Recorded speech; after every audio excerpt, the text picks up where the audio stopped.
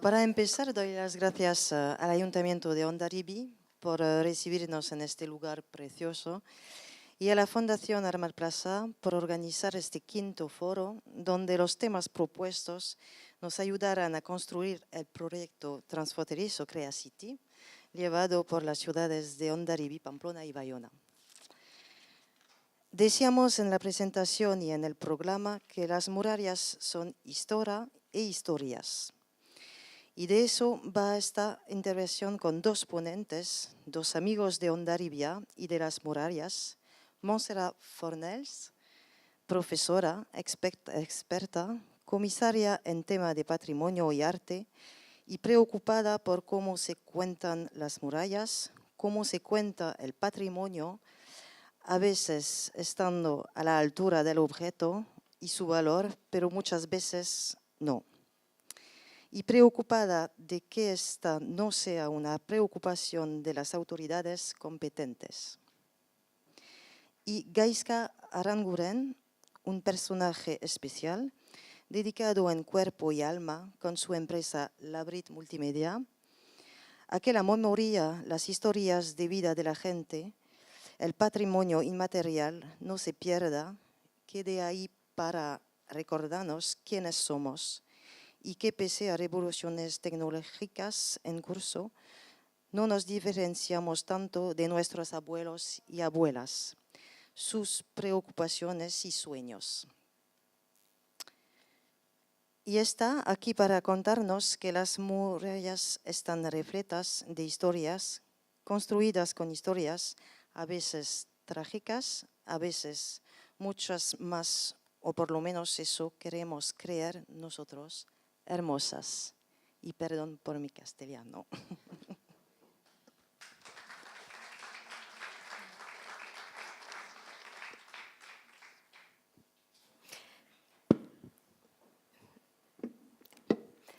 Bien, muy buenos días. En primer lugar, quiero dar las gracias a la Fundación Arma Plaza y al Ayuntamiento de Fuenterrabía por haber organizado estas jornadas y por haberme invitado. Como se ha dicho ya, yo me dedico a la enseñanza y a la investigación del patrimonio histórico-artístico. Y si estoy aquí hoy es porque en su día escribí una monografía rescatando la figura del pintor de Fuenterrabía, Etxenagusía, y esa figura tan importante y de una proyección tan internacional no estaba, de hecho, reconocida ni siquiera en su propia villa natal. Y a raíz de ese libro me invitaron desde Arma Plaza a dar una conferencia sobre el pintor y luego a hacer una visita guiada por la villa recorriendo aquellos lugares que tenían vinculación con el pintor. Bien, en la muralla precisamente, junto a la que él nació y vivió, hay un busto dedicado al pintor Etxenagusía. Y dio la coincidencia de que en aquella visita que yo hice por encargo de Arma Plaza, después de haber dado la conferencia en los días previos, sobre los lugares de Etxenagusía, pues había unos amigos míos que deseaban escuchar y participar en esa visita. Pero llegaron un poco tarde, entonces ya no estábamos aquí enfrente en la sede de Arma Plaza, sino que habíamos empezado el recorrido. Y ellos ingenuamente pensaron, bueno, pues preguntamos aquí en cualquier hotel dónde está el monumento a Etxenagusía y enseguida encontraremos a Monse con el grupo. Bueno, pues preguntaron no en uno, sino en dos hoteles de Fuenterrabía, no voy a decir cuáles, y en ninguna recepción de ninguno de los hoteles sabía nadie que había un monumento a un tal Etxenagusía, ni quién era, ni dónde se encontraba.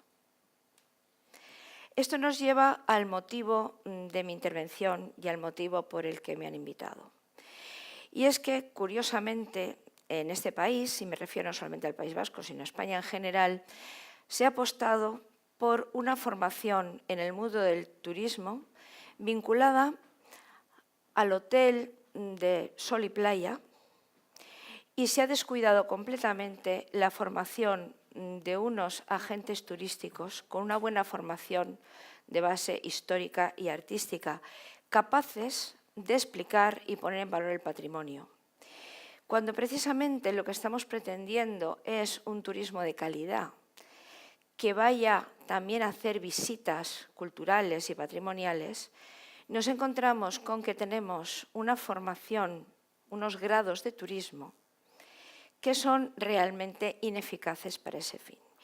Yo me he tomado la libertad, si no les parece mal, de leerles cómo se anuncia y qué se explica el grado de turismo, concretamente en la Universidad del País Vasco, cuya facultad se encuentra aquí en San Sebastián. Dice así: el turismo es un sector muy amplio que engloba diversas industrias y actividades, como el transporte de pasajeros por tierra, mar y aire, las actividades de servicio de reservas, actividades culturales, deportivas y recreativas o actividades de provisión de alimentos y bebidas, entre otras. ¿Cuál es el programa que siguen los que se gradúan en turismo y que son, por lo tanto, en principio, los profesionales del tema? Pues en primero tienen, aparte de naturalmente idiomas extranjeros, estructura del mercado turístico, oferta, estructura del mercado turístico, demanda, sistemas de información y técnicas de investigación turística, economía básica y contabilidad, derecho y turismo, fundamentos de organización de empresas. Eso en primero.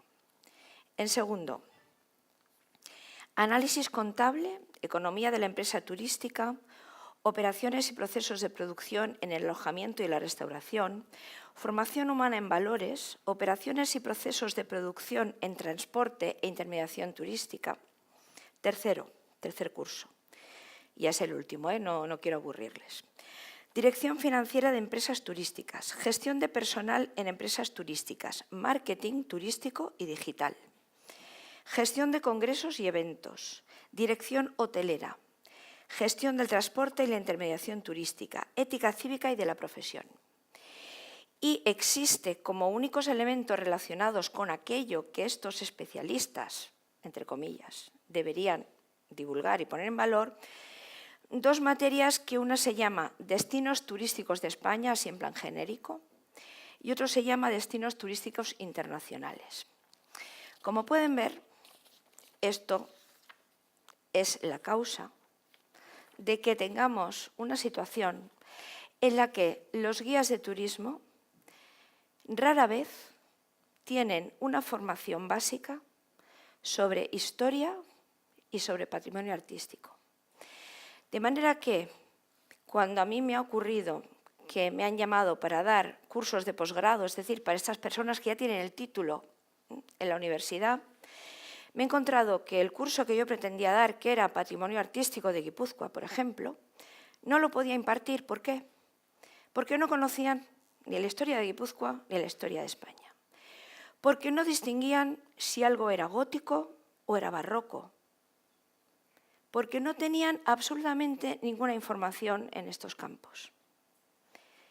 Evidentemente, se puede suponer que eso les venía del bachillerato, tampoco, porque resulta que en bachillerato solo tienen una materia obligatoria de Historia de España que comienza, pásmense, con la Constitución de Cádiz, 1812. ¿De acuerdo? Ya me dirán ustedes cómo es posible que los guías de turismo sean luego capaces de dar una explicación sobre las murallas de Fuenterrabía, si no saben, por ejemplo, quién fue Carlos V, si no saben la intervención de Fuenterrabía en las guerras de sucesión que hacen que Isabel la Católica dispute con Juana la Beltraneja la corona castellana, en la que Fuenterrabía participa de una manera fundamental. O no conocen tampoco lo que es la Guerra de los 30 años que enfrenta países católicos y protestantes y que genera el famosísimo sitio de Fuenterrabía, donde, por cierto, los defensores de Fuenterrabía, además de los propios ondarribitarras, eran los tercios mandados por las Juntas Generales de Guipúzcoa desde Tolosa y desde Azpeitia. ¿Cómo van a explicar la iglesia de Santa María si no distinguen entre una bóveda y una cúpula? ¿Cómo van a conseguir que uno vea que las paredes y las piedras les hablan y les están hablando de que es un edificio gótico, pero que luego tiene unas capillas añadidas que por sus características son de otro periodo histórico. ¿Cómo les van a indicar que hay una vidriera donde se representa la entrega de la hija del rey Felipe IV, de la hija mayor María Teresa de Austria, que vino a Fuenterrabía para luego cruzar el Bidasoa y en la isla de los Faisanes ser entregada como futura esposa del rey Luis XIV? Todo eso no lo saben, pero no por su culpa, sino porque tienen una formación que no se ha centrado en ese capítulo. Entonces, por lo tanto, yo quisiera ir a tocar un problema de base fundamental. Independientemente de que se tengan que explicar las murallas de Fuenterrabía o el Museo Guggenheim, no podemos obviar nunca esa falta fundamental de formación que hace que esos guías se limiten a repetir como loros cosas que han bajado de Internet o folletos que han leído, que cometan errores algunas veces lamentabilísimos. En ocasiones me ha ocurrido, y también hablo de experiencias personales, de ir con un grupo de alumnos de posgrado a visitar un determinado lugar que es un atractivo turístico. El guía que está designado para explicar es el que tiene que intervenir, o sea, no permiten que el acompañante que va con el grupo haga la explicación. Explican y luego al acabar, cuando ya ha terminado, ya nos hemos ido, tengo que decir a los alumnos, no, mirar, en esto se ha confundido, se ha equivocado el concepto moderno con modernista, el periodo del que estaba hablando tiene estos rasgos que ha confundido con este otro, lo que os ha dicho que era una cúpula, era una bóveda, es decir, pero eso es culpa del guía turístico en una pequeña parte. La mayor parte está en la falta de formación específica y también en el hecho de que, me da igual que sean ayuntamientos, que empresas, que están contratando a esas personas, no obliguen a una formación complementaria. Es más, y aunque les parezca que estoy barriendo para casa, les aseguro que hay alumnos míos de historia y historia del arte infinitamente más capaces de explicar correctamente las murallas de Fuenterrabía que algunos guías turísticos que no tienen ninguna formación, ninguna base sobre eso que estamos hablando. Entonces, yo creo que no son incompatibles el tener una buena formación sobre aquello que quieres explicar con las destrezas de marketing, de simpatía, de manejo de grupos. Y creo que este es un problema que estamos diagnosticando y estamos viendo muchas de las personas que nos dedicamos al patrimonio. Y les diré más. También hay algunas empresas turísticas que ofrecen como suplemento y a un precio mucho más elevado visitas, no digo ya de un día, sino visitas de 15 días, pues me da igual que sea a Italia o que sea a Tokio, donde ponen visita especial. Irán ustedes acompañados por un especialista en historia del arte. ¿Y por qué sacan eso? Porque la gente es capaz de pagar más porque sabe que va a disfrutar mucho más de un viaje con una persona que sea capaz de darles esa visión. Entonces, yo lo que venía a plantear aquí es este problema que creo imprescindible resolver, no solamente para explicar las murallas de Fuenterrabía, sino para cambiar la calidad del panorama de la oferta turística cultural que se da en este país. Gracias.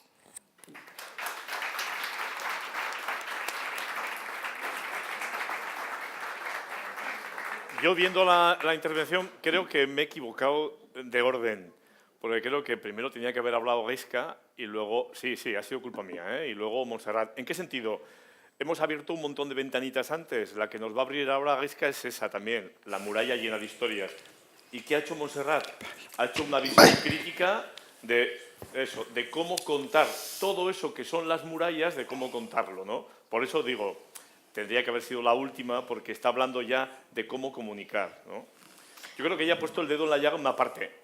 Yo en algunas cosas, bueno, ya hablaremos luego, no estoy del todo de acuerdo, pero bueno, es igual, ¿eh? ¿Vale? Pero estoy de acuerdo en muchas partes que dice ella, en otras, pues igual tampoco del todo. Yo tengo una visión también de lo que es un guía turístico, que es lo que dice Montserrat, pero alguna cosa más también. Hecho, ¿eh? Y también tengo una idea de lo que es la interpretación, pero eso es igual. Pero yo creo que ella pone un acento importantísimo y que yo creo que debería ser, y es una de las propuestas que aquí estábamos barajando, un trabajo también posible en la medida de las posibilidades de Creacity, de establecer con una pauta nueva de seriedad, responsabilidad, rigor a la hora de plantear las cosas a contar. Ella dice también que los estudiantes de turismo pues tienen, bueno, la formación que tienen y los estudiantes también, yo eso lo sé porque lo vivo y lo sufro muchas veces, Pero bueno, también toca dar una vuelta, ¿vale? Ella le preguntó a Virginie y también si en Francia, Virginie igual sabe algo más, si en Francia había una formación mejor que esta, ¿sabes? Desde el punto de vista de los guías. No mucho, ¿no? ¿Sí? ¿Sí? Bueno, pues contéstanos, ¿te importa? Venga, Sandrine. Va a ser bastante difícil, pero yo no puedo decir que en Bayona, por ejemplo, que tiene también el label de Ciudad de Arte e Historia, los guías... los guías sí son formados. Desde unos años se forman, ahora van a formarse también sobre la teatralización de las visitas guiadas. Teatralización, ¿se dice? Bueno. Sí. Se van a formar también sobre eso, sobre el tema pero son formados, tienen todos los detalles de la historia, sí saben la diferencia entre una catedral o una iglesia, sí saben todo de eso. Y a mi parecer, los clientes o los turistas que pasan por Bayona sí tienen buena información. Bueno, yo simplemente quería decir que sí intervengo en primer lugar es por cómo viene el orden en el programa, o sea, que no es que me haya adelantado, sino que he seguido el orden. No, era una autocrítica para mí, ¿vale? No era para nada, sino para mí, porque después de esto tenía que haber sido, pero un comentario sin más, no pasa nada, ¿vale?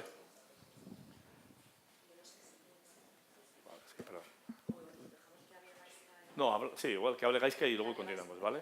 ¿Os parece? Sí, que hable Gaizka y luego continuamos. Eguerdi on denoi. Bonjour à tous, buenos días, bon dia, Montse. I Nagadef Susan, Oloferaz mintzo direnak baitira, Senegaletik etorri direnak, frantsesez mintzo diren arren, ere bai. Bueno, lehenik eta behin eta hain zuzen ere egin berri den hausnarketari jarraikiz, nik halako hausnarketa txiki bat egin nahiko nuke familiatik eta nire imaginario propioan dakarzkidan zenbait elementu. Eta da, pozik nagola Hondarribian egoteaz, pozik nagola hemen egoteaz, baina halako interpretazio historiko propio, historiografiko propio bat egin nahi dut, eta ez da propio bakarrik, nire ustez Euskal Herritik edo Nafarroatik egiten den interpretazioari baitagokio, hau da niretzat ni gaur ez nago Carlos Bosgarrenaren jauregian, ni gaur nago garai batean kroketa, Hondarribiko kroketa horren bihotzean, Antxo Nagusia izeneko batek dirudienez hasierako ez dakit lurra, edo harriak jarriote zituen, baina 1200erako jadanik bazegoen antzeko zerbait gutxienez Hondarribian, ezta? Eta horrezaz gainera, Carlos Bosgarren hori etorri baino lehenago, bertan ziren 1521-etik 1524 3 urtez. Egon ziren setiatuta, Amaiurtik aldegin ondoren, ona etorri ziren Nafarroako Erresumaren independentzia defendatu zuten gudari haiek, ezta? Berrehun gudari oso sumin zioen poetak. Horiek bukatu zuten bere, esan nahi dut, Nafarroako Erresumak Bidasoaz alde honetara edo Pirinioaz alde honetara bere bandera ukantzuen azkeneko gotorlekua hain zuzen ere Hondarribia izan zen, eta hori ere nolabait errebindikatu nahi dut, nire gaurko egoera honetan esan nahi dut, konkistatzailearen izena daraman jauregian egon beharrean nahiago dut, gerra hura galdu, baina bere memorioa gorden nahi dugun haien izenak, ezta? Adibidez, Nafarroako mariskala, Pedro Mariskalaren semea, Pedro de Navarra delakoa ere bai, edo Xabierko Frantziskoren anaiak ere, haien anaietako adintzat hemen egon zen, 1524 arte. Hori erranda, eta beraz, eduki historikoi dagokien ez ere nolabaiteko oinarria badugula argi utzi ondoren, voy a intentar explicar un poquito cuáles son los ejes fundamentales sobre los que nosotros desarrollamos nuestra actividad desde Labrit Patrimonio, Labrit Multimedia. Desde hace 8 años es una estructura empresarial que se dedica a la gestión integral del patrimonio inmaterial, recopilación, análisis, catalogación, indexación, salvaguarda, generación de inventarios, generación de todas aquellas listas para su posterior salvaguarda que la Convención de París sobre salvaguardia del patrimonio inmaterial estableció en 2003. En ese sentido, para nosotros de la gestión del patrimonio inmaterial en la medida en que consideramos que los elementos con los que trabajamos en el patrimonio inmaterial son aquellos que terminan constituyendo los imaginarios colectivos de cualquier colectividad humana, ¿no? Y en este caso, si nos ceñimos a Hondarribía y a sus murallas, por ejemplo, pues estamos hablando probablemente de un montón de lugares identitarios a los que antes se han hecho referencia, ya sea porque se cantaba, porque se recorría con el alarde o por lo que fuera. Y a eso voy a entrar con algunos ejemplos posteriormente. ¿No? Quería dejar de antemano claro que cuando hablamos de patrimonio inmaterial y de su gestión, estamos hablando de algo que va mucho más allá de la gestión de unos elementos que pueden utilizarse para su explotación turística. Estamos hablando de los referentes que constituyen imaginarios colectivos, que constituyen identidad.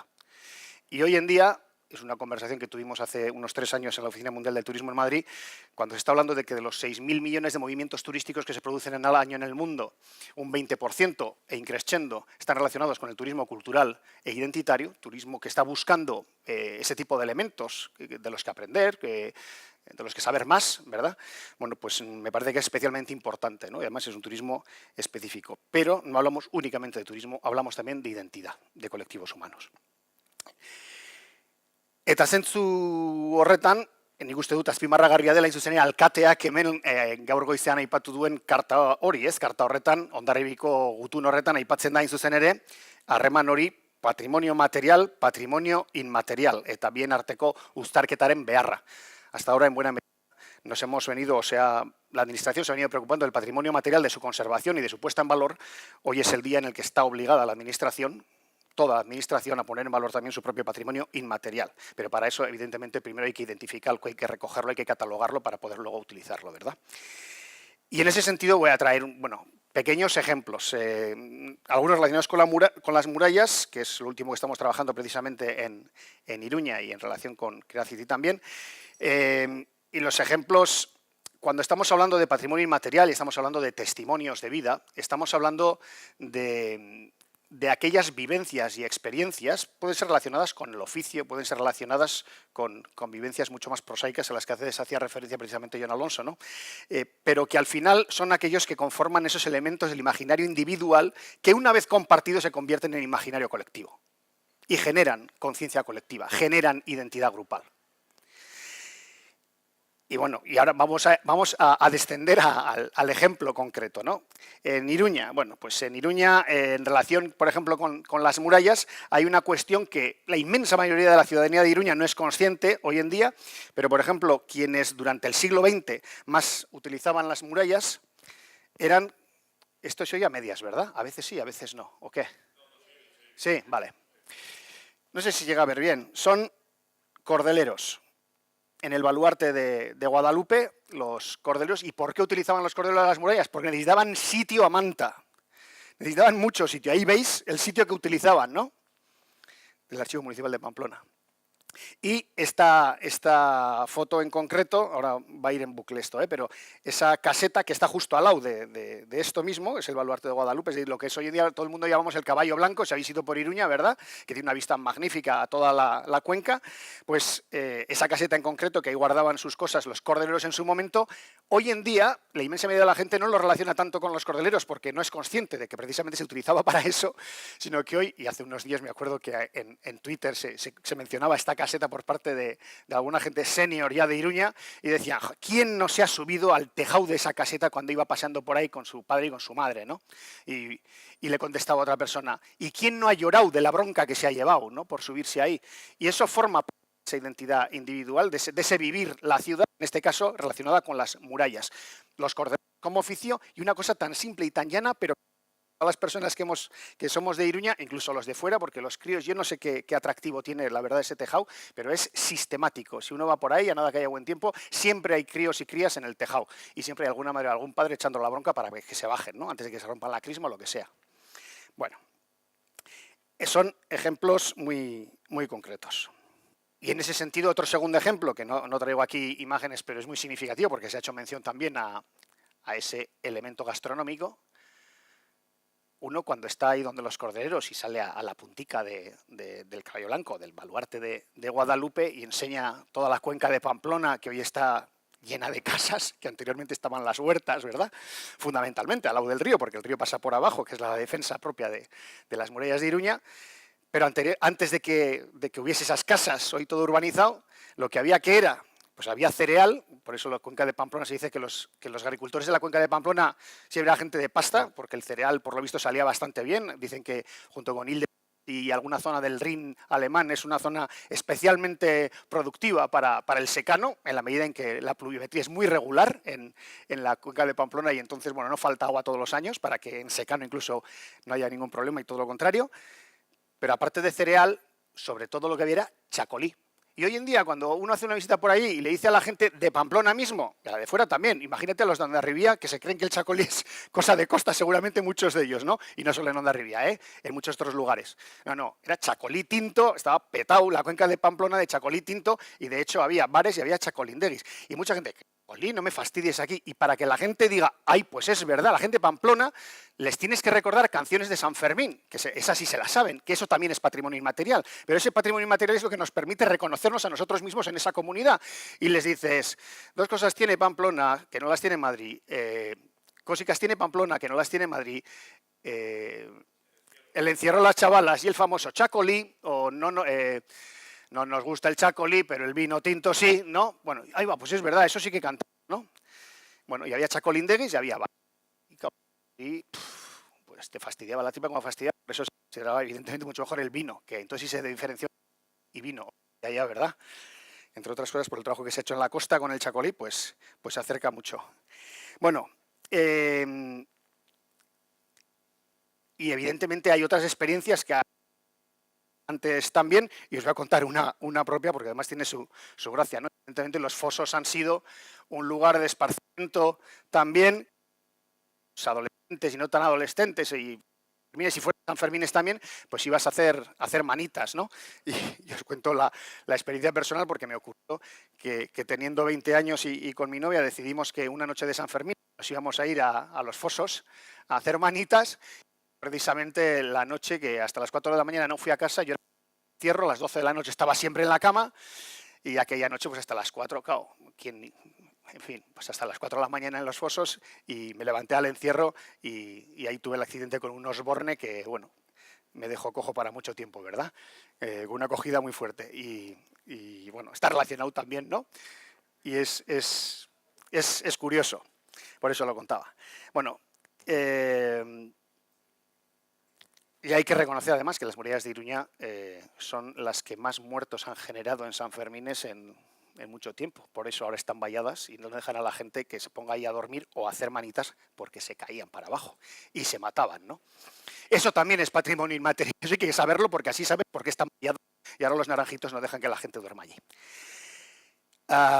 Il faudrait dire aussi que toute cette initiative, je crois qu'ils doivent être bien gardés dans l'ensemble de Creacity. Bayonne, Bayona, Hondarribia, Iruña, je crois on est 3 villes du Pays Basque, 3 villes qui ont un élément commun et qui peuvent utiliser les mêmes moyens pour mettre en relation son patrimoine matériel avec le patrimoine immatériel aussi.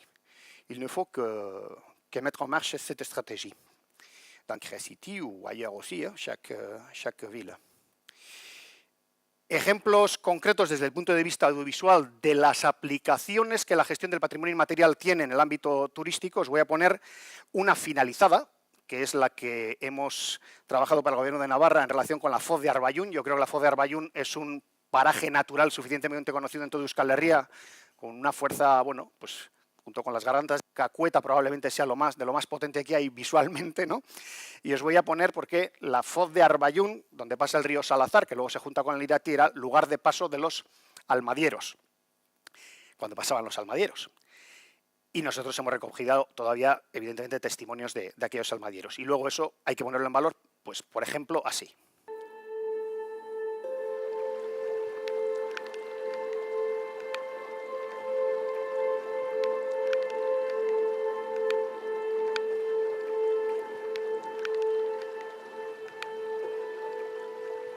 En Arbayún, ¿cómo sabían cuándo entrar? Ya tenían, pues así se jodía alguno, no te creas por entrar con demasiada agua. Ya tenían un cacharro para medir, pues, algún palo que sería la medida para poder entrar. Sí, sí. Y si no eso, pues se volvían a... Ahora, entonces, por ejemplo, pues yo no sé si volverían, igual se irían a este pueblo, ¿cómo se llama? A Iso. Porque ahora la carretera han hecho, ya sabes, ahí por Iso. Pues ahí subían a dormir. Y si para otro día bajaba el agua, pues entraban, y si no, hostia, era peligroso. No. Bueno, eso es un trabajo que se hizo en su día con ayuda del Ministerio de Cultura del Gobierno español para poner en valor no lo que fueron las almadías en su día, que eso ya es harto conocido, sino para calibrar en qué medida el elemento de las almadías o el oficio de los almadieros seguía presente como elemento importante del imaginario colectivo de los valles que hoy en día siguen recreando en la bajada de las almadías en diferentes valles pirenaicos, no ya solo de Navarra, sino también de Aragón, de Cataluña y del Alto Tajo, que fueron todas las zonas que cubrimos en su día. ¿Y esto dónde está? Pues esto hoy está hoy en día con un QR en uno de los paneles de la FO de Arbayún, y cualquier persona que va a ver la FO de Arbayún, pasando el smartphone, pues puede ver y escuchar este testimonio diciendo, por ahí pasaban esas almadías, ¿no?, por donde estoy viendo yo ahora, y les pasaban estas cosas, que se morían, ¿no? Bueno, volviendo a Iruña y con ejemplos, otra de las cosas que recientemente hemos recopilado en relación con el río Arga, que pasa al lado de las murallas, es, evidentemente, había lavanderas, como en todos los sitios, y las lavanderas lo que les pasaba es que se dice que allí había eco. En la Rochapea, cuando estaban las lavanderas lavando, había eco de las murallas, porque los mozos les gritaban cosas desde las murallas y ellas devolvían los improperios. Y se hablaba del eco de las murallas en esa zona de Pamplona precisamente por eso, ¿no? Y otro testimonio, que este sí os lo voy a poner, tiene 2 minuticos, me parece especialmente significativo, porque además hay una cuestión muy concreta que quiero subrayar al final de que lo escuchemos.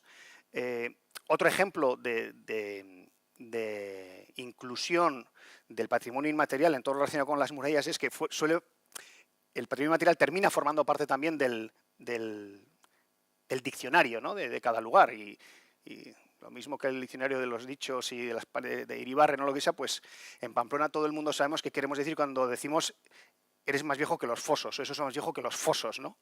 Y claro, los fosos, en Pamplona muy poca gente probablemente sepa que al fin y al cabo las murallas que hoy en día conocemos están construidas por el conquistador después de la conquista de 1512, ¿no?, por el conquistador castellano.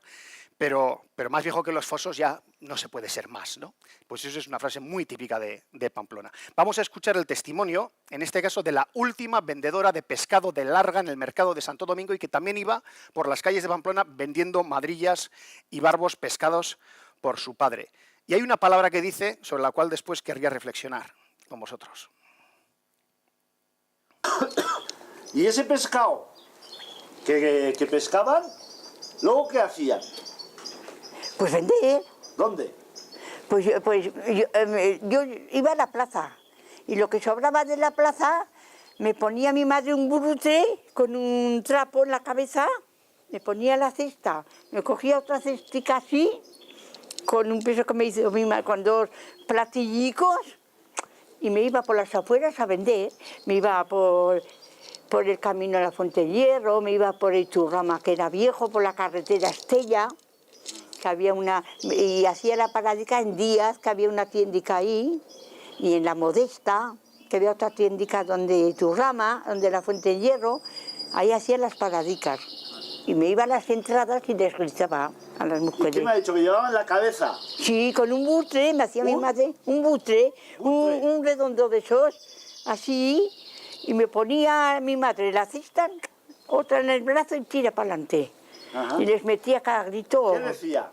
¡Que colean! ¡A las madrillas que se acaban! Bajaban las mujeres, ¿qué pa' qué? Jodida, me has despertado el hijo. Bajaban a la entrada. O sea, y tenía así... Y si no me oían, les decía, Deo, gracias. Les gritaba. Como no sabía cómo se llamaban, les decía, Deo, gracias. Porque entonces, las casas por ahí, por Iturrama, que eran... Chicas, eran de esas casas antiguas, y luego había, en Iturrama había lo menos un montón así de casicas juntas, ¿sabes? Y ahí vendía yo muchas madrillas en esas casicas, en Iturrama viejo, que era pasar la carretera Estella y ya empezabas. Y me metía por esos caminos y salía al camino de la Fuente de Hierro. Ajá. En la Fuente de Hierro paraba otra vez, me metía otra vez por el camino y seguía por otro... ¿Y eso tenía días especiales para cada recorrido? No, o- hasta que acababa el pescado. Cuando acababa el pescado, para casa. Ya. Me volvía para casa y ala. ¿Se acuerda de los precios? Jolín, entonces estarían, pues qué sé yo, a 2 pesetas o 3 pesetas, las madrillas. Para ser a 5 pesetas ya sería ya mucho, majo. ¿Y ese pescado? Bueno, esto es on appelle ça une séquence en lingots d'or qu'il faut travailler encore pour que ça puisse être ce qui a été, par exemple, l'exemple qu'on a utilisé pour la Fort d'Arbayoun. Hein? Mais il faut le travailler. Mais on l'a indexé, on l'a catalogué déjà et on peut l'utiliser. Estos son los ejemplos que quería comentar y bueno, querría volver a subrayar precisamente la necesidad en muchos sitios ya se ha hecho, en Hondarribi ya se ha recopilado, Ahocha, que en su momento recopiló en euskera bastante también, y hay otra serie de estructuras también en todo el país que están recopilando historias de vida de cara a su utilización posterior. Nik uste dut bereziki azpimarragarria dela lan hori, batez ere gero errentagarritasuna daukalako. Ez bakarrik turismoan, Guk gero eta gehiago erabiltzen dugu hau ekonomia produktiboan. Batez ere, sobre todo en aquellos productos relacionados con el entorno natural en el que nacen, ¿no? En el que están enraizados. Denominaciones de origen, por ejemplo, queso roncal, etc. Son aplicaciones de la gestión del patrimonio inmaterial. Eskerrik asko.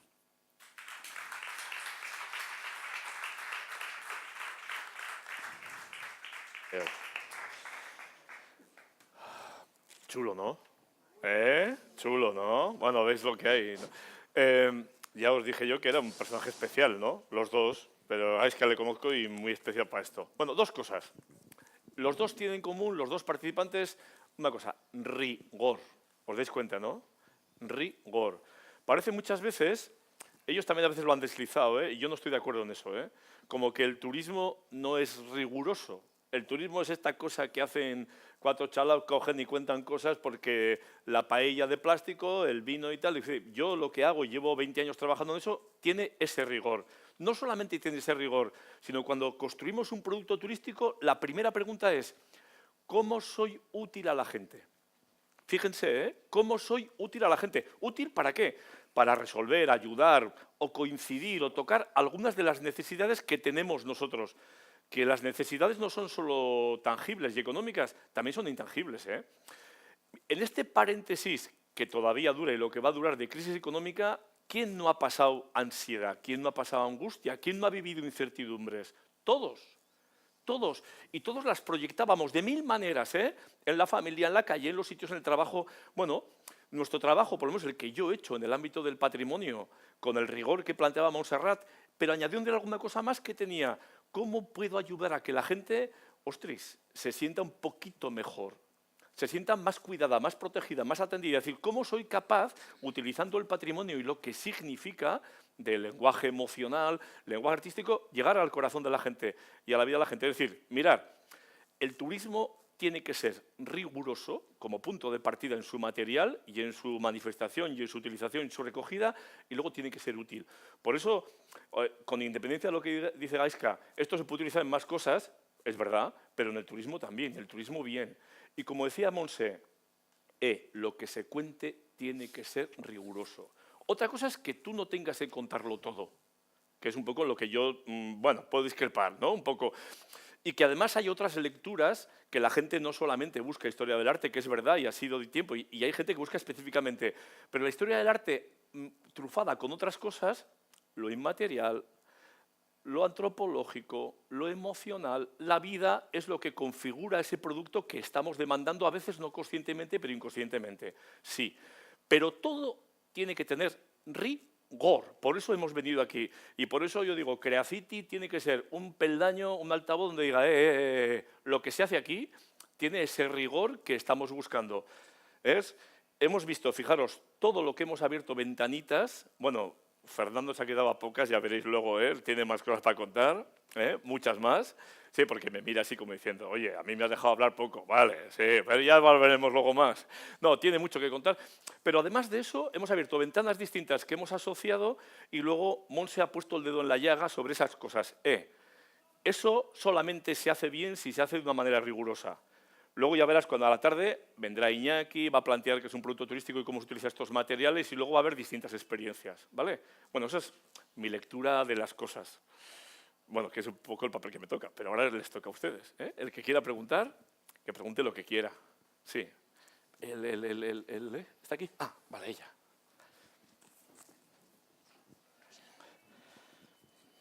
Egunon, eskertu nahi dizuet biei bi azalpen hauek. Gracias a los dos por las dos intervenciones, me ha parecido muy buenas.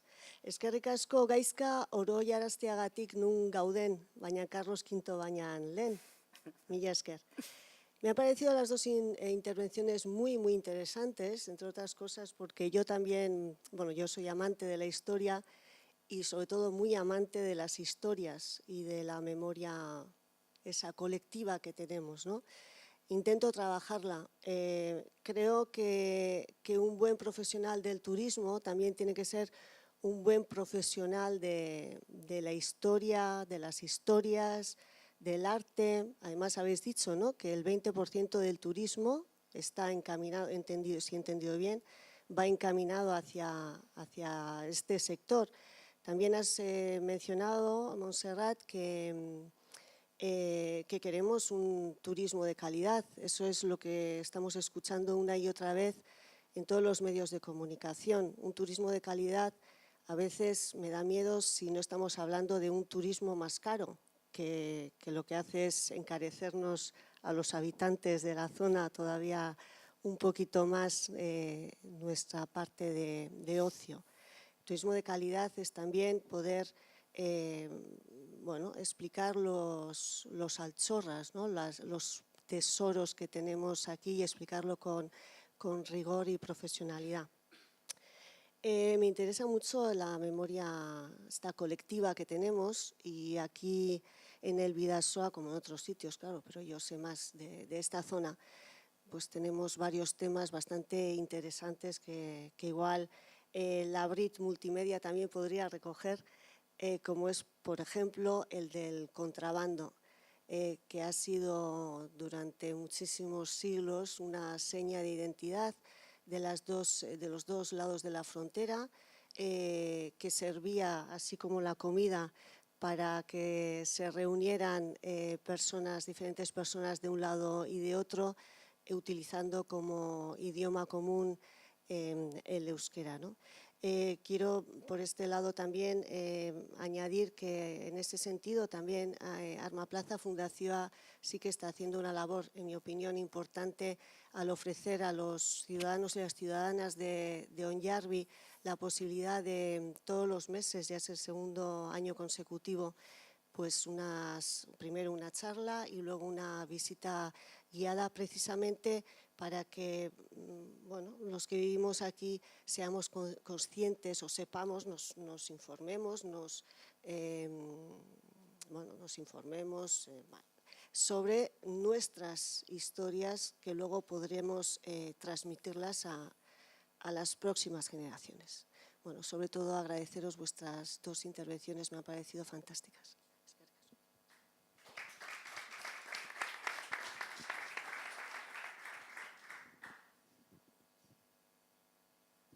Y creo que es algo muy interesante que a ver si poco a poco vamos incluyendo en nuestra ciudad, en este caso Pamplona e Iruña. En primer lugar, me alegro de que coincidas en que efectivamente los estudios de turismo adolecen de una serie de materias que serían muy importantes y ampliaría la base de los graduados en turismo.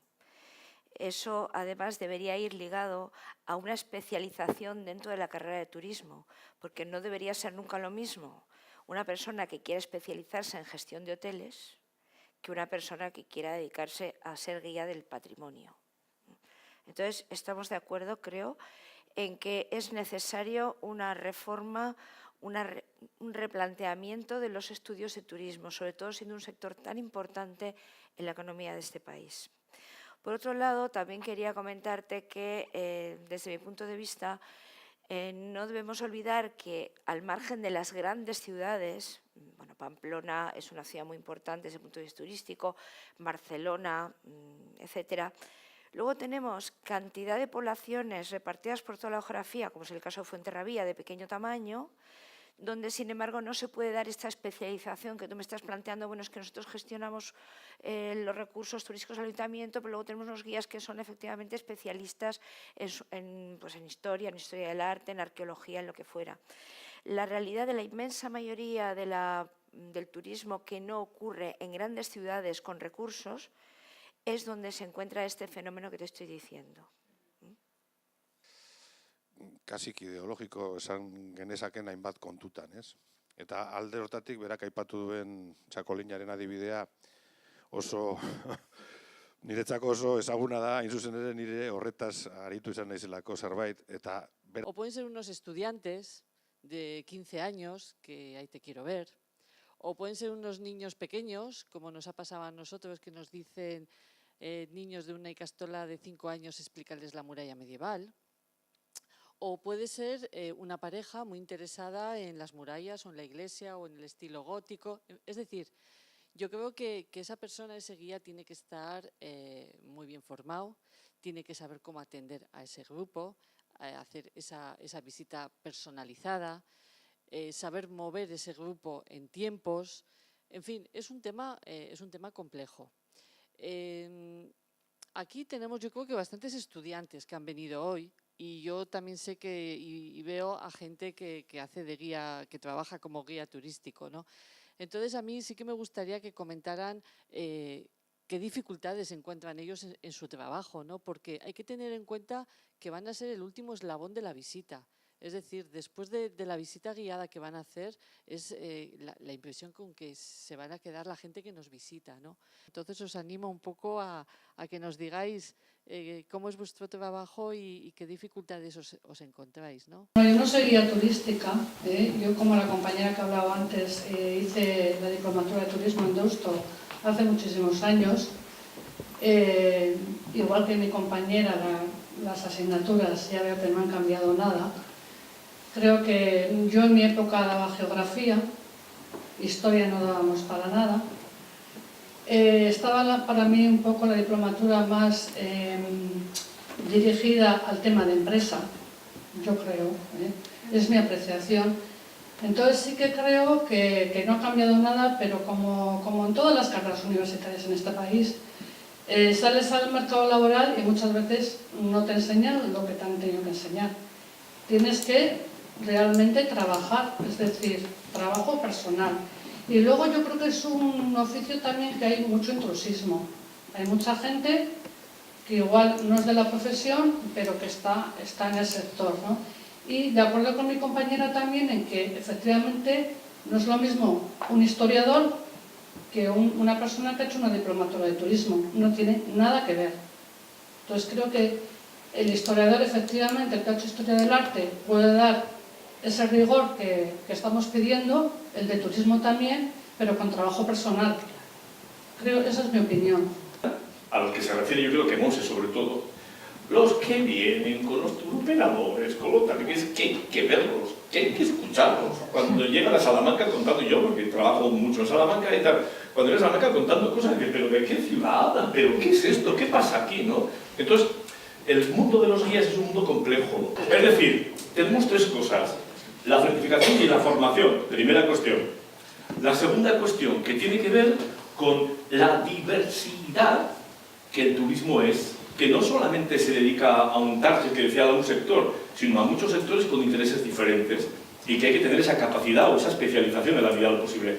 Y tercero, a mí me parece muy importante, lo habéis resaltado todos, ¿qué es un guía? Un comunicador. Y un comunicador en el sentido más estricto y amplio del término.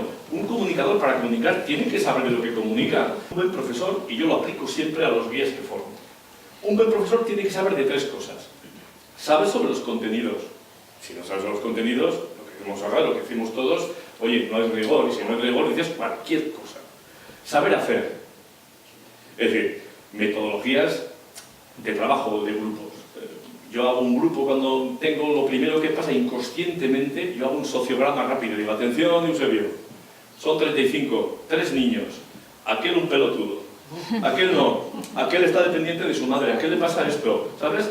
Yo tengo que decir, aquel señor que se ponen serios, ellos están buscando una información de tal calibre y procuro durante la visita ir poquito a poco en los espacios que me dan, siempre y cuando mi objetivo, yo tengo grupos de distintas edades, mi objetivo es el grupo, ese es mi objetivo, el conjunto del grupo, luego voy dándole pildoritas a la gente a la medida que puedo para que la gente salga satisfecha de lo que está buscando. A veces no se puede, pero los grupos son homogéneos y tal, ¿vale? Segundo punto, primero, saber sobre los contenidos. Segundo, saber hacer. Y tercero, decía Giselbarret, saber ser. Ese saber ser, no hay que ser buenismo y tal, tiene que ver con lo que os comentaba yo al principio de la utilidad. Que tu preocupación sea con esto que estás haciendo, joder, ¿cómo puedes mejorar la vida de la gente? Un poquito, o sea, no nos engañemos, pero un poquito, decir, oye, a ver, ¿cómo puedo contar mejor mi ciudad? ¿Cómo puedo acercar a una gente que tiene una visión? Nosotros hemos vivido en una ciudad que era como de cartón piedra, ¿no? No sé qué, bueno, se había construido Pamplona, una ciudad era hueca, no tenía sonido, hacía cloc, cloc, cloc, cloc, cloc para todo, y parecía a todas las ciudades y a ninguna, ¿no? O sea, ¿cómo se puede abrir eso y que también la gente entre en las cosas? Y eso es, bueno, también preocuparte por el que tienes enfrente y por lo que le está pasando y lo que le sucede y por el mundo. Es decir, una lectura de lo que pasa, que tiene que ver con el saber ser, una capacidad comunicativa que tiene que saber con el saber hacer y luego un saber sobre los contenidos fundamental. Pero esos contenidos también son diversificados, Yo soy, lo habréis visto por mi nombre y mis apellidos, catalana, aunque llevo viviendo años aquí, y soy de una ciudad amurallada, que es la ciudad de Gerona, la inmortal, que tuvo tantísimos asedios, y que efectivamente me parece que es muy importante y que no solamente no está reñido, sino que es complementario el que haya unas visitas para gente que le interese la historia, el patrimonio, unas visitas que no quiero decir que no sean de calidad las de otro tipo, pero evidentemente no es lo mismo el turismo que viene de borrachera, hacer balconing desde los hoteles de la Costa del Sol, que unas personas que vengan deseando conocer pues a fondo el espacio geográfico, físico, la historia, las tradiciones del lugar que visitan, ¿no? Entonces, evidentemente hay que combinar el saber explicar los aspectos culturales, geográficos, artísticos con las anécdotas. Y en ciudades amuralladas efectivamente hay muchas anécdotas que se pueden contar desde un punto de vista también personal. Y en ese sentido creo que todo el que ha vivido, como me ha pasado a mí o ha pasado su infancia en una ciudad amurallada, pues tiene un plus a la hora de contar cosas en su biografía. Y bueno, pues el de contar las historias vivas de la gente de la ciudad es muy interesante, pero nunca hay que confrontarlo como cosas, como compartimentos estancos, tienen que ser complementarios. Igual que la capacidad de comunicación pues no está reñida con un buen conocimiento de tu materia. Entonces, bueno, esto es lo que quería añadir simplemente. Y reivindicarme también como nativa de una ciudad amurallada. Bueno, esos que los que hacen balconing son los que llevan a Gaisca todas las veces, ¿sabéis, no? Hazme una visita guiada y ves que dicen, no puedo dar la visita. Bueno, suele pasar en San Fermines, que te llaman... No, pero esto sí es curiosito, porque esto también es importante tenerlo... Te llama un ruso o un inglés, la última vez me pasó, era un inglés y un ruso, que eran amigos. Y lo que querían era vivir un día de San Fermines, pero como alguien de Iruña. Y para eso tienes que hacer lo que tú harías un día normal con tus colegas, pero con 2 clientes. Y al fin y al cabo, ¿qué hace falta ahí? Pues fundamentalmente empatía. Empatía y luego, evidentemente, tocarles también alguna fibra sensible con alguna cosa espectacular. Mira cómo metió la está aquí en la pierna del toro. Joder, y eso es lo que se les va a quedar, aunque vayan a almorzar a una sociedad contigo con una abovedada, aunque vayan al balcón a ver el encierro, aunque les consigas entradas para los toros. Yo no los llevo a los amigos, que son más peligrosos que los miuras. Ahora ya son mayores todos, pero joder. Vamos a intentar, a ver si podemos crear un pequeño módulo, ¿sabes? De reciclaje de guías, bueno, de discusión de cosas, que en realidad, fijaros, un foro específico sobre ese tema, que podríamos traer gente para discutir, porque es como decíamos, hoy, miren, el último eslabón, pero ojo, ¿qué eslabón, ¿Qué eslabón? O sea, es el último, No son los últimos. Mirad, el turismo, yo antes decía, joder, parece que el turismo, sí, se habla y tal, pero si tú analizas, fijaros, económicamente, ¿qué es? ¿El 10% del PIB o más en este momento, no? O el 15% del PIB. Sí, depende de lo demás. El conjunto del Estado, el 10% del PIB. Pero ojo, fijaros lo que os digo. Fijaros, Todo el mundo habla de innovación. ¿Cuál es la innovación que os suena que se plantea el turismo? ¿Los aparatitos? ¿Hay algún I+D especial? Claro, ¿qué sucede? Que la mayoría del empleo que genera, ¿cuál es? Con todos mis respetos, ya os he dicho que tuve un bar y fui camarero. Camareros. Porque todos los demás que se generan no están suficientemente valorados, son marginales, porque el turismo en realidad es una fuente de ingresos, pero para los hoteles, joder, pero ¿y lo demás qué? ¿Dónde están, no? Entonces, ese planteamiento es un planteamiento político muy importante, política tal. Joder, pero dices, ¿qué coño? ¿No?